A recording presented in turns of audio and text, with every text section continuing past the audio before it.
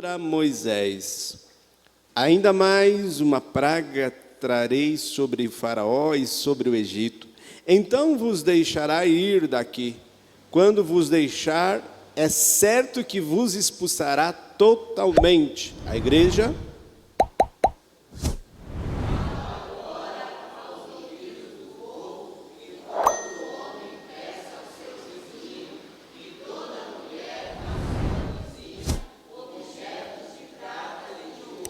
E o Senhor fez que o seu povo encontrasse favor da parte dos egípcios.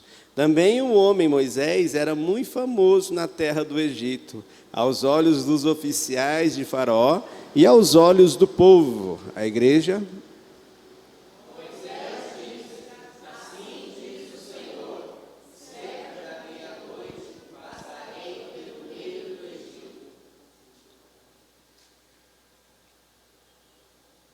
E todo o primogênito na terra do Egito morrerá, desde o primogênito de Faraó que se assenta no seu trono, até ao primogênito da serva que está junto a Amó, e todo o primogênito dos animais.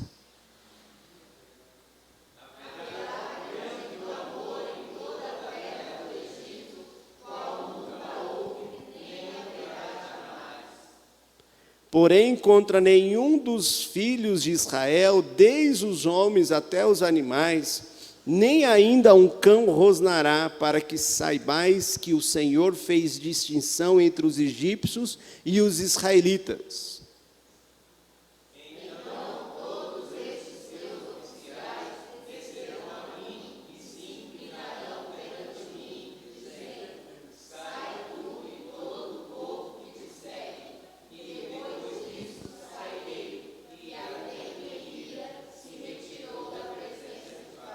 Então disse o Senhor a Moisés: Faraó não vos ouvirá, para que as minhas maravilhas se multipliquem na terra do Egito. A igreja, o verso 10.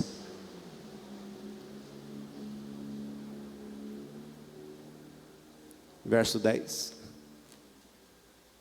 Todos juntos. Moisés e Arão fizeram todas essas maravilhas perante Faraó, mas o Senhor endureceu o coração de Faraó e não permitiu que saísse da sua terra os filhos de Israel. Os irmãos podem se assentar. Me parece que o capítulo 11 é uma introdução daquilo que vai acontecer no capítulo 12. Então não vou me estender muito aqui, porque provavelmente eu vou repetir. Eu vou falar dessas coisas na próxima mensagem, provavelmente na próxima quarta-feira. Nós vemos aqui, provavelmente, que esse texto, Moisés estava dizendo a Faraó, antes ainda de findar o capítulo de número 10. Né? Entre aquele momento que Faraó e Moisés estão se despedindo, e essas palavras provavelmente seriam ditas neste momento.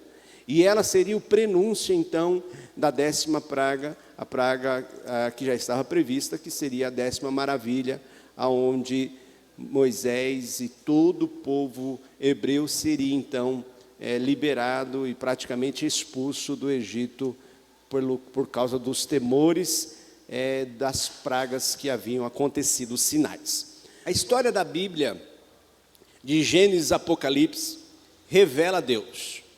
Toda a Bíblia, a intencionalidade da Bíblia é mostrar e revelar o seu próprio autor, a pessoa de Deus. No entanto, em toda a Bíblia, encontramos a história de pessoas que interagiram com Deus, que de alguma forma deixaram algumas lições de obediência ou desobediência do que haviam revelado, e consequentemente um relato que se deu deste encontro com Deus. Gênesis, por exemplo, nós podemos ver, não através da novela, mas através da Bíblia. Em Gênesis nós podemos ver, por exemplo, a ênfase da história de 12 homens. Claro, fala demais, e de algumas mulheres também, mas podemos ver a ênfase em 12 homens. Primeiro começando com Adão. Adão teve 3 filhos, Como você sabe, Caim, Abel e Sete. Desses filhos você vai, depois nós vamos ver uma parte alta de Gênesis, que é Noé. Não é? Noé também vai ter 3 filhos. Noé vai ter Sem, Cão e Jafé. Segue-se então o relato, no capítulo 12 de Gênesis, de Abraão, o pai da fé, e a sua saga ali para ter um filho. Ele vai ter mais filhos, mas o filho da promessa, chamado Isaac, do seu filho Isaac, ele vai ter 2 filhos, mas um que a Bíblia vai relatar, que é Jacó, e de Jacó termina-se a história de Gênesis com José. Então, 12 homens, nós vemos no livro de Gênesis, nas suas narrativas, pontos altos da história de Gênesis, através da vida desses homens. Êxodo, no entanto, diferente de Gênesis, ele trabalha a vida de um homem, a vida de Moisés. A história se concentra principalmente em Moisés, ora alternando entre a desobediência de Moisés ou de Faraó, né? Ora alternando entre ali os companheiros de Moisés. Porém, o ponto alto de Êxodo e os livros seguintes é a figura da pessoa de Moisés. E nós vemos aqui como Deus moldou um homem, se tornando um homem dedicado e abnegado para a obra do Senhor, um homem que obedeceu a Deus. O que chama atenção nesse capítulo é uma mudança muito clara. Se do capítulo 1 de Êxodo até o capítulo 10 de Êxodo, nós vimos o Moisés que estava sujeito a ser morto logo quando nasceu. Nasceu de uma família de escravos, se tornou um príncipe, mas acabou se tornando fugitivo. Nós vemos Moisés sendo rejeitado pelo seu povo, rejeitado pelo rei, humilhado muitas vezes, mas aqui no capítulo 11 há uma mudança. Olha só o que o verso de número 3 nos informa. Olha a mudança tremenda. E em nome de Jesus eu quero te animar com isso e dizer que Deus muda a vida, muda sortes, Deus transforma pessoas, Deus transforma situações.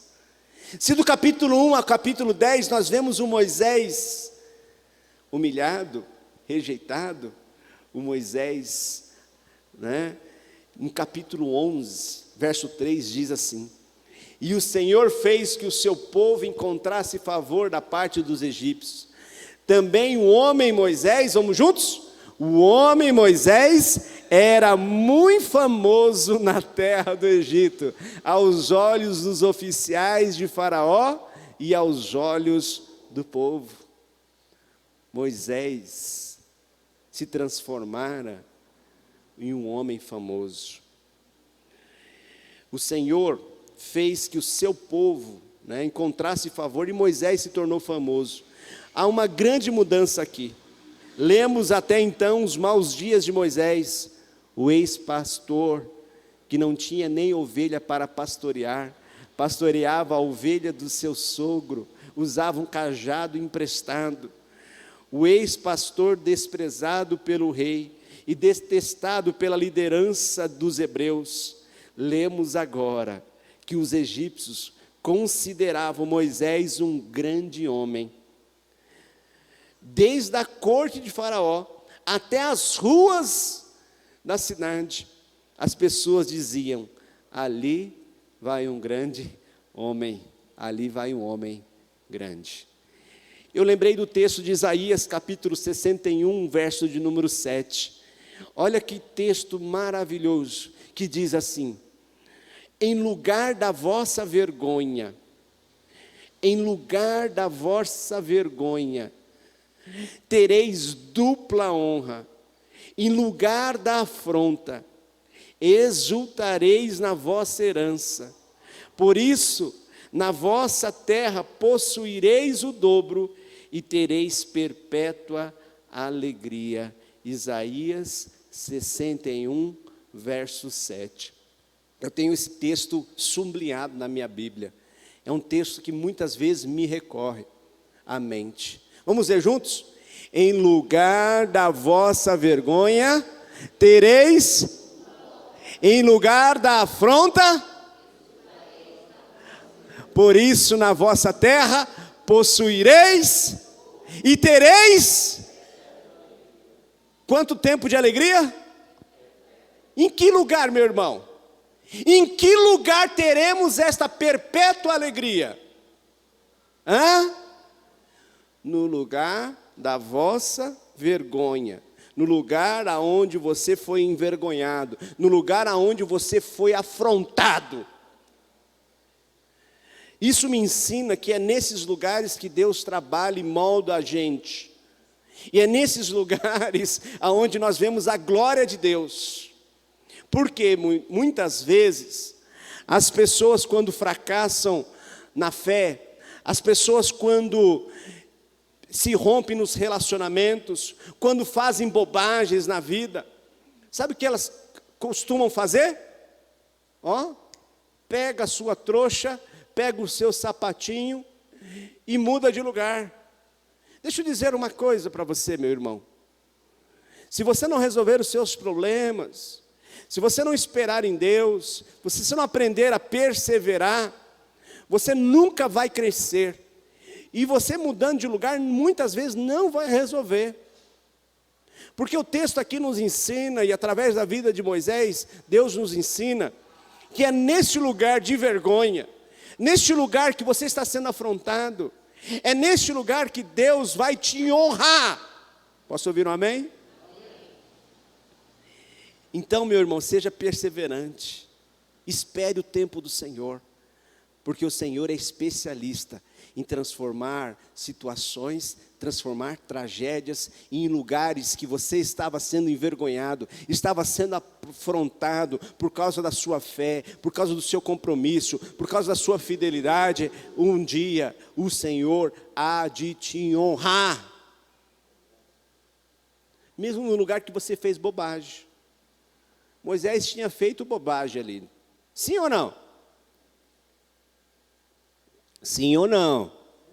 Moisés tinha matado um homem. Moisés saiu do Egito como um assassino. Mas ele voltou como servo de Deus. Ele voltou em obediência a Deus. E é neste lugar que Moisés era perseguido, Moisés era rejeitado, se tornou um homem muito famoso, um homem muito grande. Por que isso aconteceu na vida de Moisés? Eu fiquei me perguntando, e eu quero frisar a temática da noite nesse tema. Por que isso aconteceu na vida de Moisés? Será que pode acontecer nas nossas vidas também?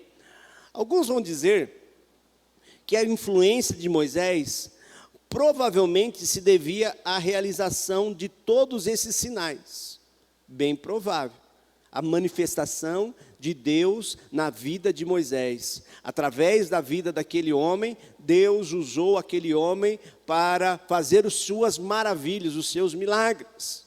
Então as pessoas olhavam para Moisés e viram, através dos sinais, a afirmação que aquele era um homem de Deus. Outros vão defender que Moisés exerceu tal influência por causa da sua criação na família real. Isso pode ser verdade, mas é um argumento muito fraco, não é? No entanto, eu gostaria de destacar algumas coisas que nós vemos na vida de Moisés. Primeiro, Moisés, ele confiou em Deus, ele obedeceu. Foi fácil ele confiar em Deus, sim ou não? Foi fácil Moisés confiar em Deus, sim ou não? Nós vimos, você depois pode procurar as mensagens anteriores, o quanto Moisés estava resistente para obedecer à voz de Deus. E assim também somos nós, que muitas vezes ouvimos Deus, entendemos o propósito de Deus para as nossas vidas, entendemos o que Deus espera de nós, mas muitas vezes somos como aquele jumento empacado. Aquele jumento que empaca, que não quer, saímos do lugar. Mas em nome de Jesus, quando estamos no centro da vontade de Deus, quando estamos cumprindo com o propósito do Senhor, é ali que o Senhor abençoa, é ali que o Senhor faz que a nossa vida seja transformada. Provérbios capítulo 16, verso 7, diz assim, vamos juntos? Sendo o caminho dos homens agradável ao Senhor, este reconcilia com eles os seus inimigos. Quando? Quando o caminho do Senhor, quando o caminho do homem é agradável ao Senhor.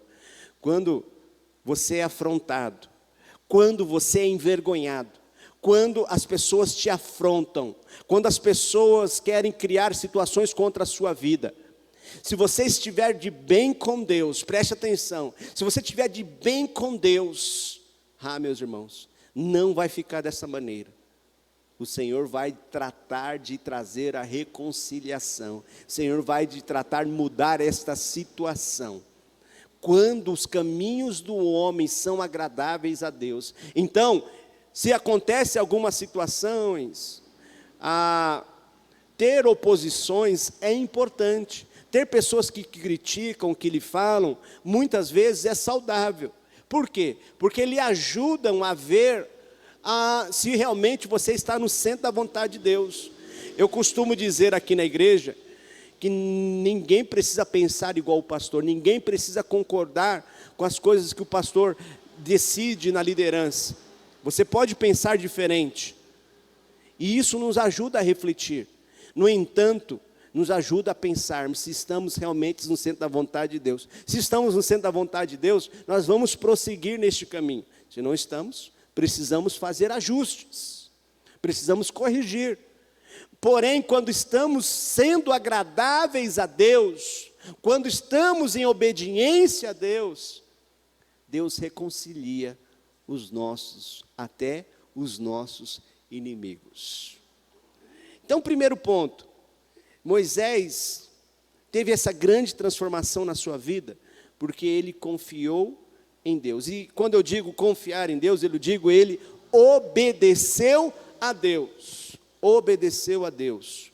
E o Senhor, então, deu-lhe o favor aos olhos deles, a dos seus inimigos.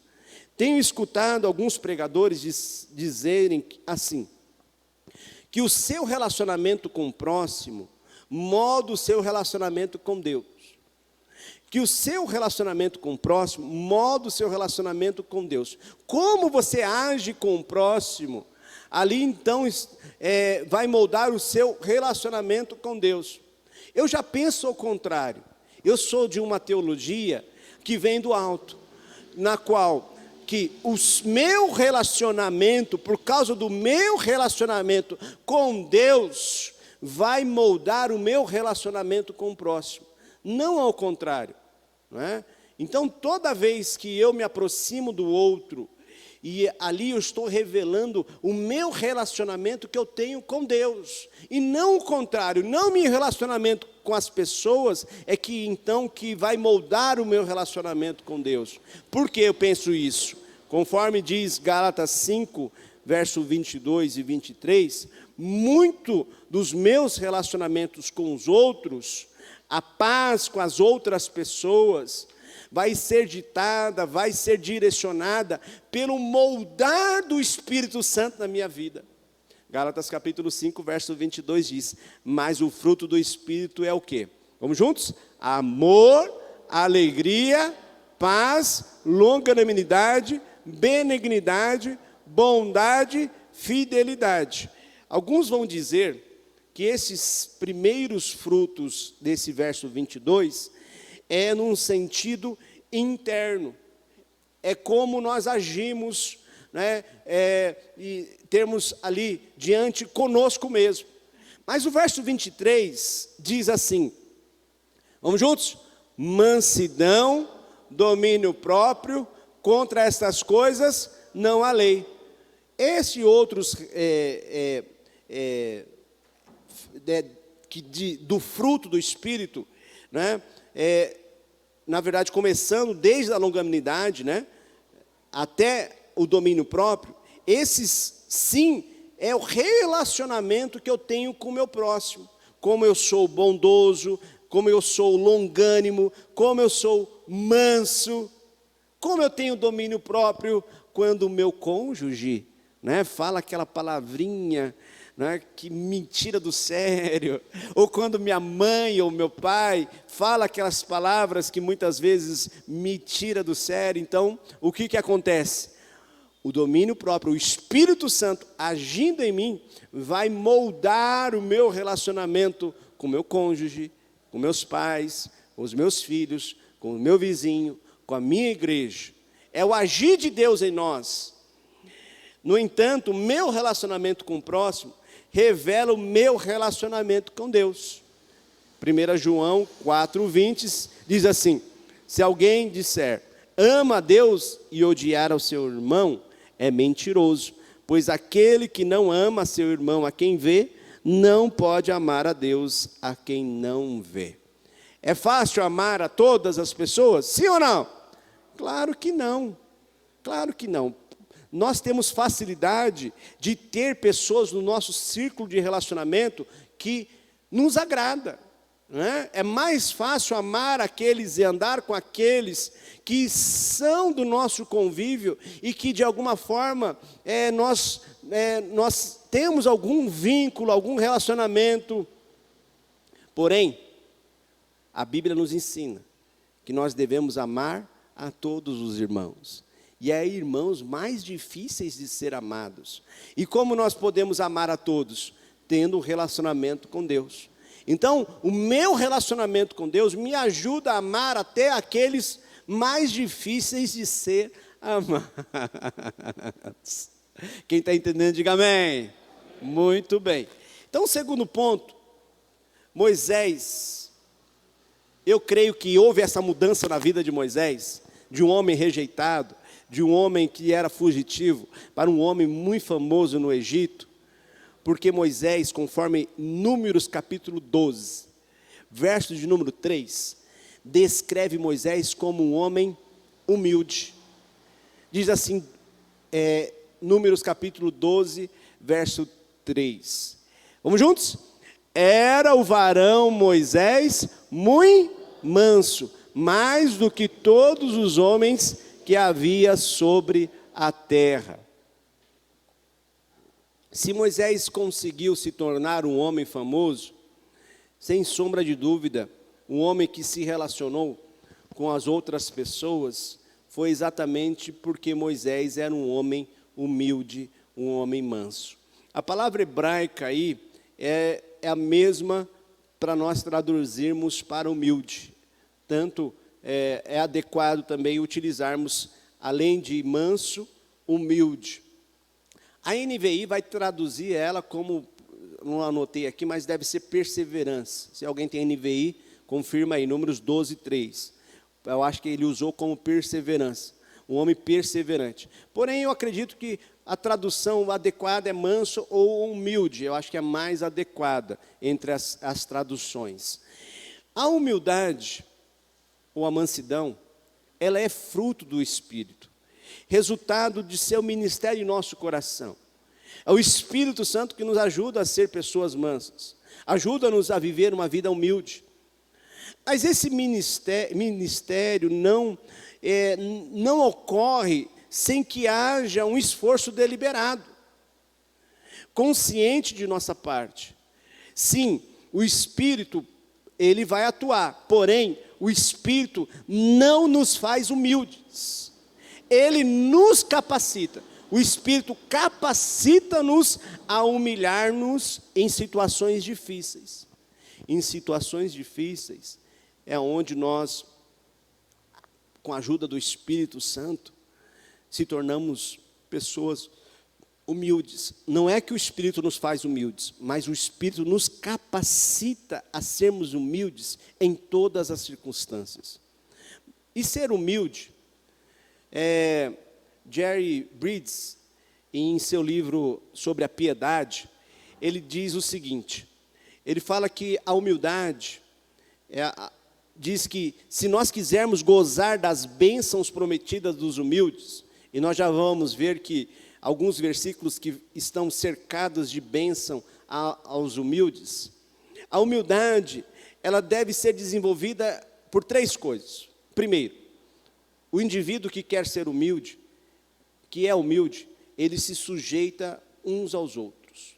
Sujeitarmos-nos uns aos outros. Segundo, servir uns aos outros. E terceiro, honrar ou preferir uns aos outros acima de nós mesmos.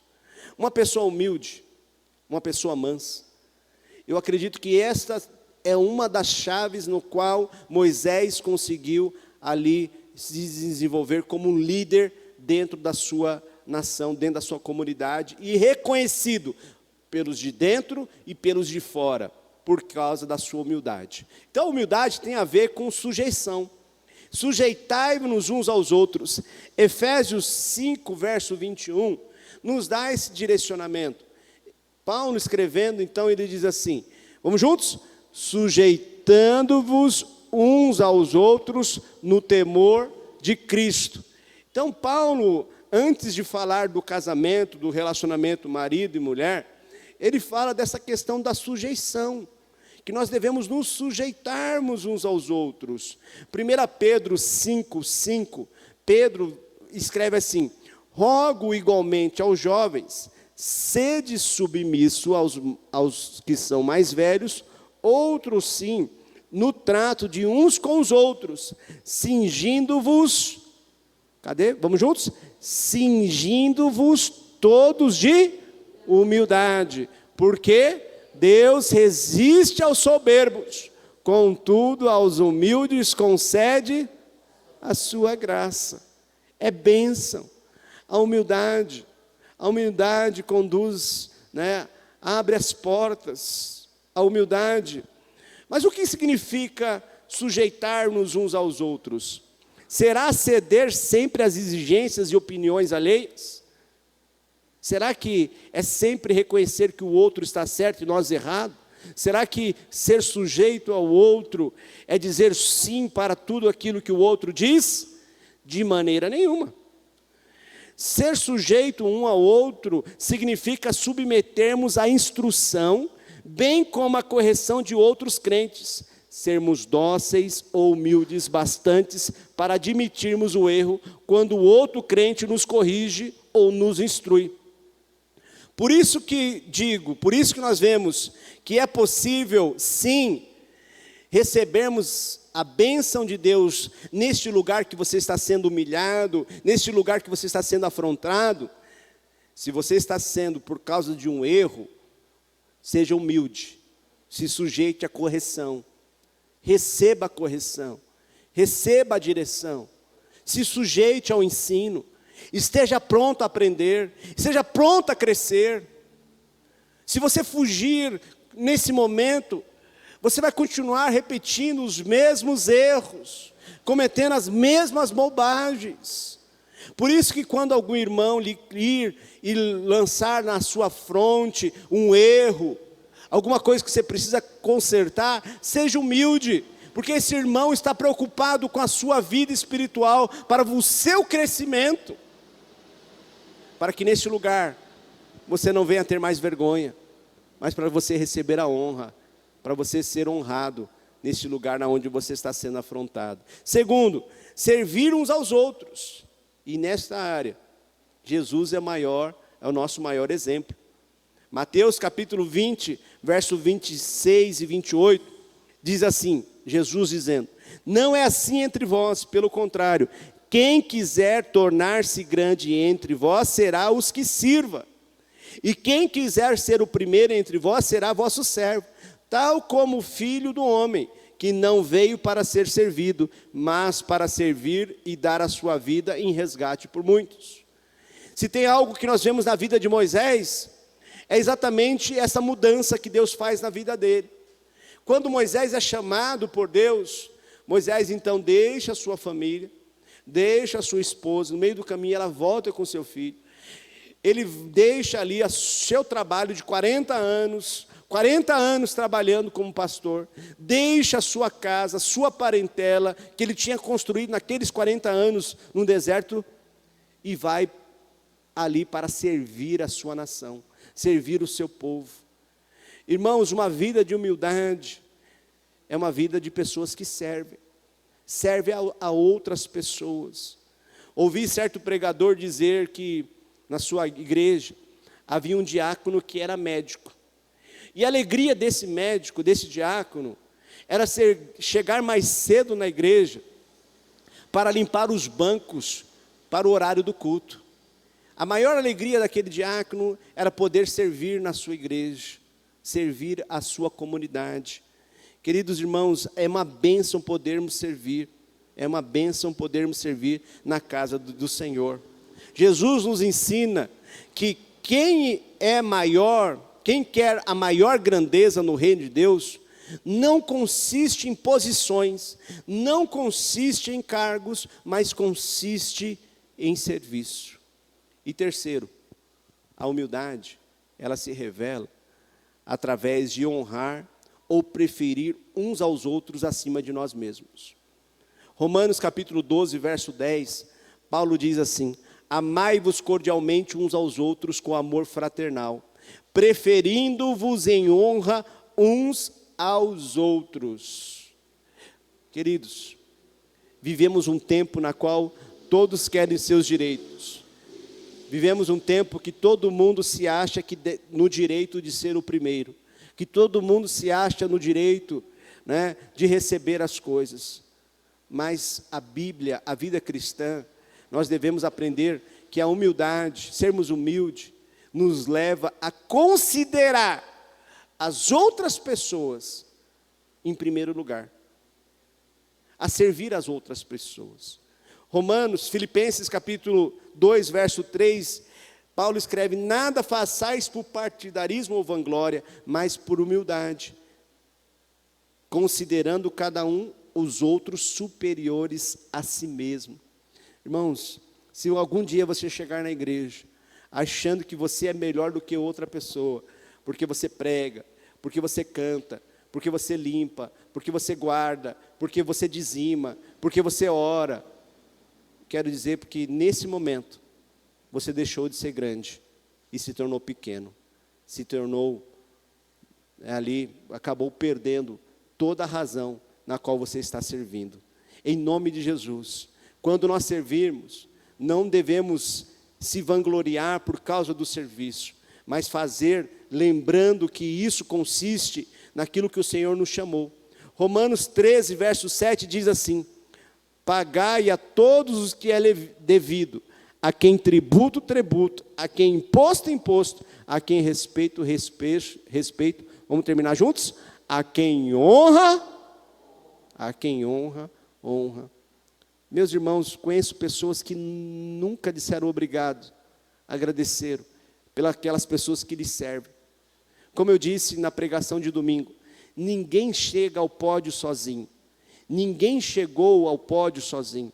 Sempre há pessoas que lhe ajudam de alguma forma, de alguma maneira. É o professor que lhe passou o conhecimento, é o amigo que lhe deu ali a dica, é a mãe ou o pai que foram ali os anjos, os investidores. Então, ninguém chega ao topo sozinho, queridos irmãos. Devemos honrar as pessoas, honrar aqueles que servem. Quem nós devemos honrar? Sem sombra de dúvida, devemos honrar a Deus. E como devemos honrar a Deus? Provérbios 3, 9 diz assim: honra ao Senhor com os teus bens e com as primícias de toda a sua renda. O verso 10 diz assim, vamos juntos, o verso 10? E se encherão fartamente os teus, e transbordarão os teus lagares. Quando você honra a Deus, quando você vive esse princípio de honra, meus irmãos, a bênção, queridos, a bênção de Deus sobre a sua vida, esse princípio da humildade, esse princípio da honra, Deus abençoa. Quem nós devemos honrar? Olha só, 1 Timóteo, ou melhor, Efésios capítulo 6, verso 2 e 3, nos ensina o seguinte, diz assim, vamos juntos? Honra, que é o primeiro mandamento com promessa, verso 3, vamos juntos? Para, e seja A honra, meus irmãos. Princípio de honra. É bênção na vida do ser humano. Quando você honra os mais velhos, quando você honra a sua família, quando você honra a Deus, você é abençoado. Você é abençoado. A Bíblia diz que devemos honrar também a nossa liderança espiritual. 1 Timóteo, capítulo 5, verso 17, diz assim: devem, 1 Timóteo 5, 17, devem ser considerados, vamos juntos? Devem ser considerados merecedores de dobrados honorários os presbíteros que presidem bem, com especialidade os que se afadigam na palavra do ensino. Vocês devem honrar aqueles que lhe pregam a palavra de Deus, os presbíteros que lhe servem. Eles não são maiores que vocês, eles estão para servir e ser bênção na vida de vocês. Por isso que há um princípio de honra que conduz à bênção. Da mesma forma, ao contrário, quando o jovem desrespeita o seu pai, quando ele não obedece o seu pai e a sua mãe, muitas vezes a sua vida é ceifada. Quando o sujeito não honra a Deus com as suas finanças, com os seus recursos, geralmente ele passa por momentos difíceis da vida financeira. Dificilmente você vai ver um dizimista, alguém que sabe, que lida com as suas finanças, ter dificuldades com as suas finanças. Claro, situações adversas acontecem com todo mundo. Mas muito difícil encontrar pessoas na igreja que são dizimistas, que estão com dívidas, que estão aí passando por dificuldades. Porque é um princípio de honra. Da mesma forma, quando você não honra o seu presbítero, o seu pastor, a sua liderança, quando você fala mal do seu pastor, você fala mal da sua igreja, fala mal da sua liderança, a sua vida espiritual também, ela acaba afundando, meu irmão e minha irmã. Então, um princípio poderoso que nós aprendemos através da vida de Moisés, a humildade que nos conduz a sujeitarmos uns aos outros, servir uns aos outros e honrar ou dar preferência aos outros acima de nós. Quero concluir dizendo, o Espírito não nos faz humildes. A equipe de louvor, para a gente terminar. O Espírito não nos faz humildes. Ele capacita-nos a humilhar-nos em situações difíceis. E eu quero terminar com essa pergunta para você. Qual é a situação difícil que vocês têm enfrentado hoje? Lembre-se desse texto. 1 Pedro 5,6 diz assim: humilhai-vos. Vamos juntos? Humilhai-vos, portanto, sobre a poderosa mão de Deus, para que Ele em tempo oportuno vos exalte. Qual que é a sua dificuldade hoje? Qual a situação que você está enfrentando, que está te causando dor e dificuldade? Talvez a boca do inimigo, de vizinhos, de amigos, do seu trabalho, está te trazendo ali vergonha, está te trazendo afronta, né? Quero deixar uma palavra para os pastores, para os líderes de igreja. Não deixe o diabo tirar você dessa posição. Se Deus te levantou para esse ministério, em nome de Jesus, humilhe-se na presença de Deus, humilhe-se na presença do Senhor.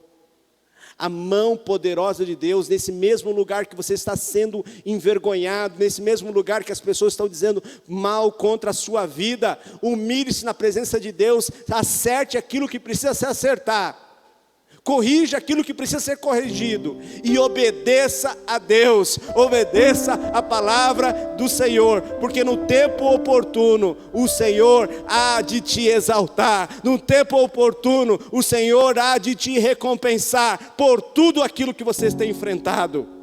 Confie no Senhor, porque o Senhor é fiel, o Senhor é fiel. Não saia, não fuja, não se esconda, mas se precisar pedir perdão, se humilhar diante dos seus pecados, porque eu creio que o sangue de Jesus, nos purifica de todos os nossos pecados. Que o Senhor te limpe, que o Senhor te purifique, que o Senhor possa mudar a sua história, em lugar da vossa vergonha, te dar dupla honra, em lugar da sua afronta, exultareis na vossa herança. Por isso, possuirás em dobro e o tereis perpétua alegria. Humilhai-vos.